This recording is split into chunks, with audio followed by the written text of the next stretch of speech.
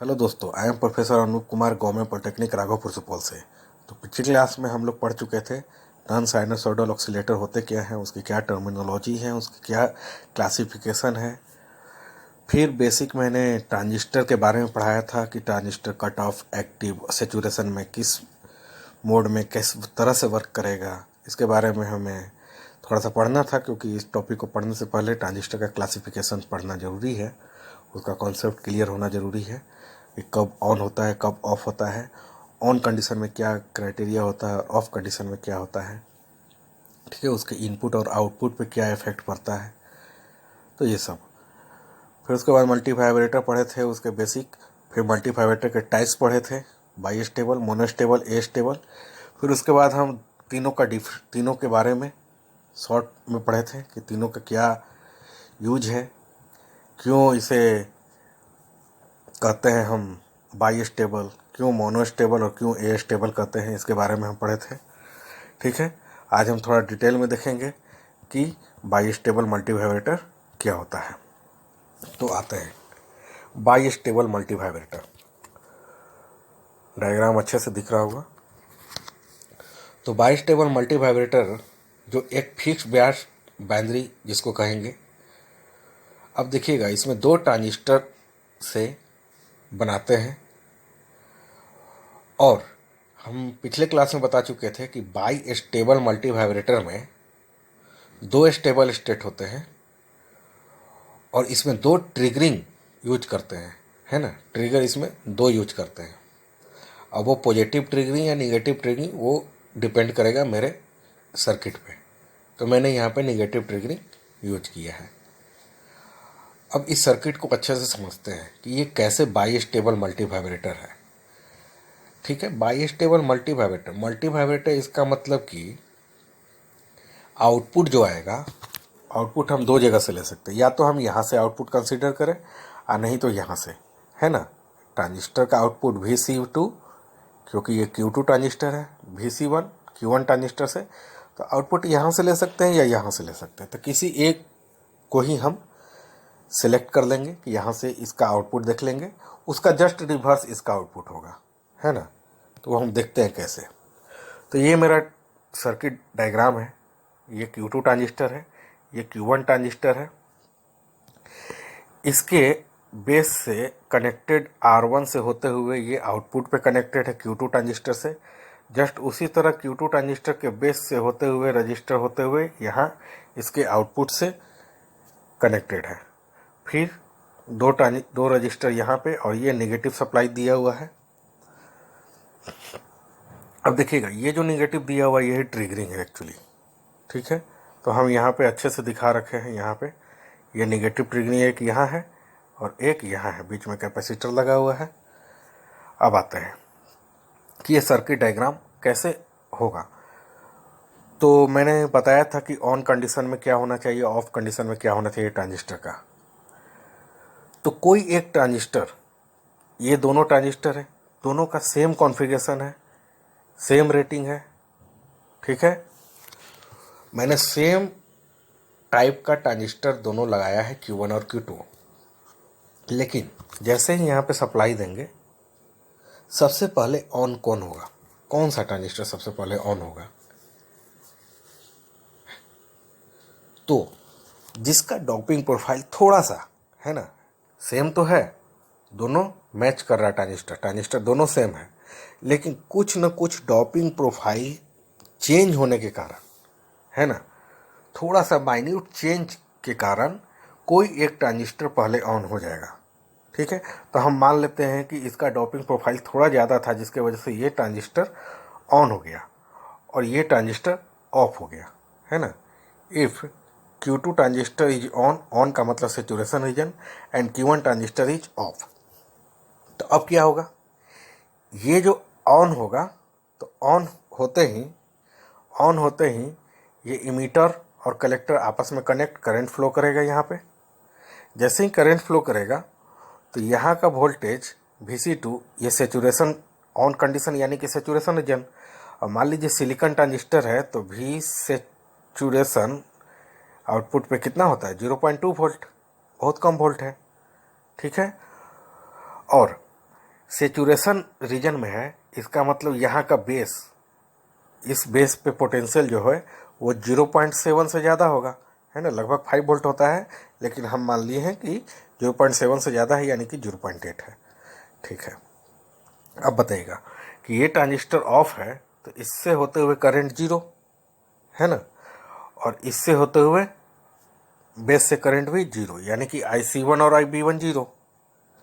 और जैसे ही यहाँ से कनेक्शन ऑफ हो गया तो यहाँ का आउटपुट क्या होगा, ये VC1 क्या होगा, पूरा का पूरा पावर सप्लाई VCC ये हो गया। अब बताइए कि ये VB1 कितना होना चाहिए।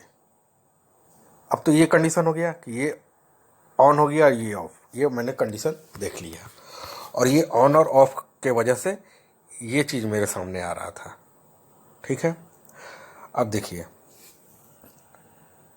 डायग्राम को थोड़ा और बड़ा करते हैं।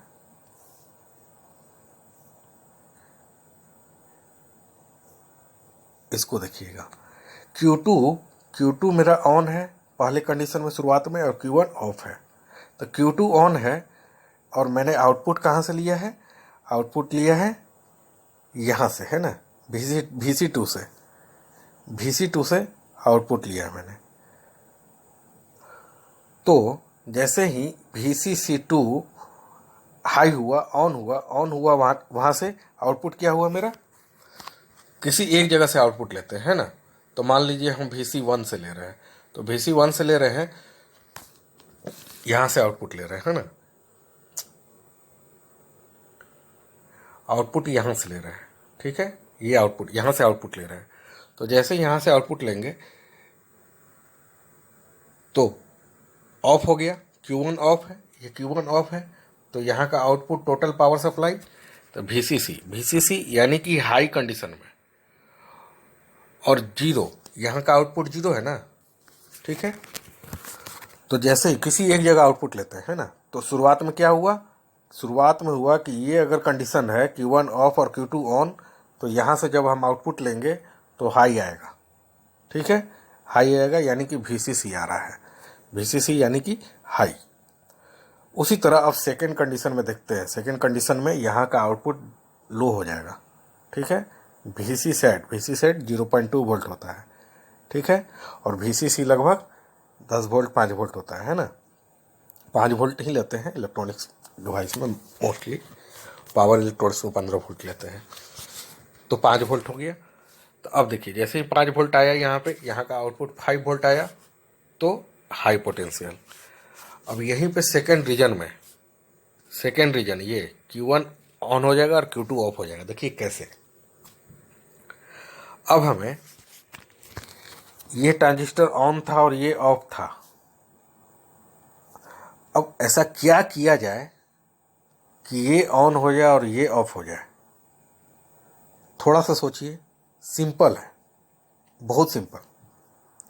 अब देखिए यहाँ का पोटेंशियल लगभग 0.8 से ज़्यादा था, तब ये सेचुरेशन रीजन में था, ऑन रीजन में। अगर ये 0.8 से कम कर दिया जाए तो ऑफ कंडीशन में चला जाएगा ना। यहाँ का पोटेंशियल इनपुट जो है यहाँ पे दे रहे हैं ट्रांजिस्टर का बेस टू 1 बेस पे, वो अगर लेस देन निगेटिव दे दिया जाए, निगेटिव पोटेंशियल दे दिया जाए, तो ये ऑफ हो जाएगा ना। ठीक है, देखते हैं।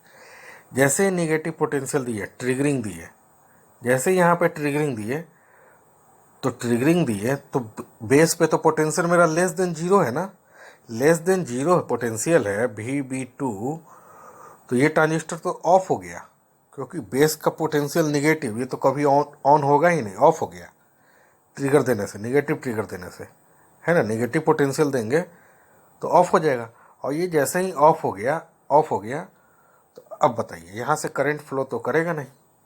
जब करंट फ्लो नहीं करेगा तो इसका पोटेंशियल कितना होगा, जो यहाँ पे पावर सप्लाई डायरेक्ट आ जाएगा इसके पास, तो VC2 मेरा हो गया VCC। ठीक है, अब ये VC2 डायरेक्ट इस बेस VB1 से कनेक्टेड है। अब बताइए यहाँ पे था VCC कुछ रेजिस्टेंस के क्रॉस ड्रॉप होगा और यहाँ का पोटेंशियल बहुत ज़्यादा इसको मिलेगा, तो ये ट्रांजिस्टर को कर दिया ऑन। हो गया ना, ये ऑफ हो गया नेगेटिव ट्रिगर देने से, और ये पोटेंशियल हाई होने की वजह से ये ट्रांजिस्टर को ऑन कर दिया। और जैसे ये ट्रांजिस्टर ऑन हो गया तो यहाँ से करंट फ्लो करेगा, मैक्सिमम करंट फ्लो करेगा, और यहाँ का आउटपुट वोल्टेज क्या हो जाएगा, वी सी सेट। अब वी सी सेट कितना होता है, 0.2 वोल्ट। ठीक है, तो 0.2 वोल्ट हो गया। अब ये यहाँ पे देखिए Q1 ऑन हो गया और Q2 ऑफ हो गया, और हम आउटपुट किसी एक जगह से ले रहे थे, यहाँ से आउटपुट ले रहे थे, तो क्या हो जाएगा, आउटपुट लो हो गया, VC सेट हो गया तो लो हो गया आउटपुट। ठीक है, ट्रिगर देने से लो हो गया। अब ये जब तक फिर से ट्रिगर नहीं करेंगे ये वापस अपने स्टेबल स्टेट पे रहेगा, है ना, VC सेट ही बनाए रखेगा। तो अब देखते हैं कि किस वक्त हम ट्रिगर किए कि फिर से हाई पे चला गया यहाँ का आउटपुट, देखते हैं। अब इस बार यहाँ पे ट्रिगर किए नेगेटिव, क्योंकि ये ऑन था, हमको ऑफ करना है, ऑन था ये पहले से तो हमें ऑफ करना है, तो नेगेटिव ट्रिगर दिए, ये अब ऑफ हो गया।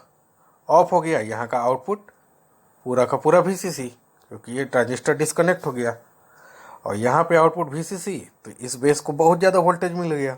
अब ये ऑन हो गया, ये ऑन हो गया तो यहाँ का करंट मैक्सिमम, वोल्टेज 0, और चूँकि हम यहाँ से आउटपुट ले रहे थे तो यहाँ से आउटपुट ले रहे थे तो यहाँ का वोल्टेज VCC है। तो अब देखिए फिर से यहाँ पे Q1 ऑफ स्टेट पे है और Q2 ऑन स्टेट पे है, ये ऑन और ये ऑफ स्टेट पे, सेम ये वाला रिपीट हो गया, है ना यहाँ पे। तो Q1 ऑफ हो गया, Q2 ऑन। Q1 ऑफ होने से पूरा का पूरा पावर सप्लाई इसको मिल गया, यानी कि हाई, है ना, हाई लेवल। यानी कि जब ट्रिगर किए तो फिर से ट्रिगर करते ही यहाँ पे ट्रिगर किए, इसको ऑफ हो गया, ट्रिगर करते ही फिर से ये हाई पे चला गया। और जब तक ट्रिगर फिर से नहीं करेंगे ये अपने स्टेबल स्टेट पे बनाए रखेगा। तो इसका यही वजह है कि इसका 2 स्टेबल स्टेट है, 2 बार ट्रिगरिंग करना पड़ता है ऑन और ऑफ को चेंज करने के लिए। ठीक है, आप समझ गए होंगे बहुत आसानी से। अब इसमें एक और सर्किट डायग्राम बनता है, जो एक कैपेसिटर लगाया जाता है, वो होता है कॉम्यूटेटिंग कैपेसिटर, कॉम्यूलेटिंग कैपेसिटर, जो C1 और C1 डैश से मैंने दिखा रखा है, C1 और C1 डैश से। अब ये है क्या, कॉम्यूलेटिंग कैपेसिटर लगाते ही इस सर्किट डायग्राम का, बाइस्टेबल मल्टीवाइब्रेटर के सर्किट डायग्राम बाइस्टेबल का परफॉर्मेंस जो है वो हाई हो जाएगा, मतलब रिस्पांस उसका बहुत तेज़ी से देगा, है ना, ऑन ऑफ बहुत हाई रिस्पांस देगा। क्यों, क्योंकि उसका प्रोपेगेशन डिले, जो डिले टाइम होता है ना, जो समय लेता है आउटपुट देने में, वो प्रोपेगेशन डिले बहुत कम हो जाता है। उसी को कहते हैं ट्रांजिट टाइम। ट्रांजिट टाइम जो होता है रिड्यूस हो जाता है, मैंने एरो से दिखा रखा है, रिड्यूस हो जाता है। ठीक है, प्रोपेगेशन डिले रिड्यूस हो जा रहा है, ट्रांजिट टाइम रिड्यूस हो रहा है। टाइम अगर रिड्यूस हो रहा है तो उसका परफॉर्मेंस स्पीड बढ़ गया। ठीक है, और इसी कैपेसिटर, कॉम्यूलेटिंग कैपेसिटर जो लगाते हैं, इसी कैपेसिटर को कहते हैं स्पीड अप कैपेसिटर या कॉम्यूलेटिंग कैपेसिटर। ठीक है, तो ये VBI क्वेश्चन है, बार बार पूछता है इंटरव्यू में भी और ऑब्जेक्टिव एग्जाम में भी। ये इसरो में भी कभी एक बार आया हुआ है, हमें याद है। ठीक है, अब आते हैं नेक्स्ट पढ़ेंगे मोनोस्टेबल मल्टीवाइब्रेटर। ठीक है, और इतना तो हो गया। अब इसको कैसे हम लिखेंगे। ठीक है, तो स्टेप वन रिवाइज भी हो जाएगा। स्टेप 1 में क्या लिखना है कि मेरा ट्रांजिस्टर Q2 जो है वो हाई डोपिंग है ना। स्टेप 1 में हम मान लिए हैं कि इसका डोपिंग हाई है, तो शुरुआत में ये ऑन हो जाएगा और Q1 ऑफ हो जाएगा, Q2 ऑन Q1 ऑफ। ठीक है, स्टेप 1 में। और उसके बाद ये बताना है कि Q1 ऑन और Q1 ऑफ होने की वजह से यहाँ का करंट हाई होगा और यहाँ का आउटपुट VC सेट यानी कि 0.2 वोल्ट। उसी तरह यहाँ का करंट जीरो हो जाएगा और यहाँ का आउटपुट जो हो गया वो VCC यानी कि हाई हो गया स्टेप 1 में। स्टेप 2 में क्या करना है कि Q2 ट्रांजिस्टर के बेस में ट्रिगर देना है। ट्रिगर देते ही यहाँ का निगेटिव पोटेंशियल के वजह से ये ऑफ हो जाएगा। ऑफ हो गया तो यहाँ का आउटपुट हो गया VCC और ये VCC बेस VB1 पे जाता है और जिसके वजह से Q1 ट्रांजिस्टर ऑन हो जाता है। Q1 ट्रांजिस्टर ऑन हो गया तो करंट फ्लो करेगा जिसके वजह से यहाँ का वोल्टेज हो गया लो, यहाँ का वोल्टेज हो गया लो। उसी तरह स्टेप 3 में यहाँ पे ट्रिगर देंगे, ये ऑफ हो गया, यहाँ पे हाई पोटेंशियल, ये पोटेंशियल यहाँ पे गया, VB2 इतना ज़्यादा पोटेंशियल हो गया कि Q2 को ऑन कर दिया। ऑन होने से करंट फ्लो हो गया, मैक्सिमम करंट फ्लो हो गया। यहाँ का पोटेंशियल हो गया 0.2 वोल्ट, यानी कि फिर से यहाँ पे हाई पोटेंशियल। ये स्टेप 3 सिंपल। उसके बाद एक कॉमुलेटिंग कैपेसिटर के बारे में बता देना है। यूजिंग कॉमुलेटिंग कैपेसिटर क्या परफॉर्मेंस बताता है वो। फिर हम बाइस्टेबल मल्टीवाइब्रेटर के बारे में बताए थे कि वो क्या होता है। फ्लिप फ्लॉप जो बनाते हैं वो बाइस्टेबल मल्टीवाइब्रेटर से ही बनाते हैं। जो एसलेस जॉर्डन ने बनाया था उसको एसलेस जॉर्डन भी कहते हैं, वो साइंटिस्ट का नाम है। ठीक है, 2 स्टेबल स्टेट होते हैं, 2 बार ट्रिगर यूज करते हैं। ठीक है, तो ये सब हम बताए थे, तो इसको देख लीजिएगा। स्टेप बाय स्टेप लिख दीजिएगा, उसका क्लासिफिकेशन लिख दीजिएगा जो हम पिछले क्लास में पढ़ाए थे। उसके एप्लीकेशन को भी लिखिएगा जो पिछले क्लास में हम पढ़ाए थे। बस इतना ही लिखना है और बहुत अच्छे मार्क्स से आपको 1 मार्क्स भी नहीं। बहुत लोग क्या करेंगे कि ये डायग्राम बनाएंगे और कुछ भी थोड़ा सा उसके क्लासिफिकेशन एप्लीकेशन लिख कर आ जाएंगे, लेकिन आप जो ये स्टेप लिखिएगा, स्टेप 1 में क्या हो रहा है ना, स्टेप 2 में क्या हो रहा है, स्टेप 3 में क्या हो रहा है। स्टेप 3 उसके बाद नहीं करना क्योंकि फिर साइकिल रिपीट हो रहा है। ठीक है, तो स्टेप 3 तक लिखकर छोड़ देना है। और आपका सब्जेक्टिव इंजीनियरिंग सर्विसेज एग्जाम में भी जो सब्जेक्टिव जो लिखना पड़ता है ना, ऑब्जेक्टिव नहीं सब्जेक्टिव एग्जाम में भी मोर देन सफिशिएंट है ये आंसर। ठीक है, तो thank you so much. Next class में हम पढ़ेंगे मोनोस्टेबल मल्टीवाइब्रेटर, उसके बाद हम पढ़ेंगे ए स्टेबल मल्टीवाइब्रेटर। तो अच्छे से रिवाइज कीजिए, पढ़िए।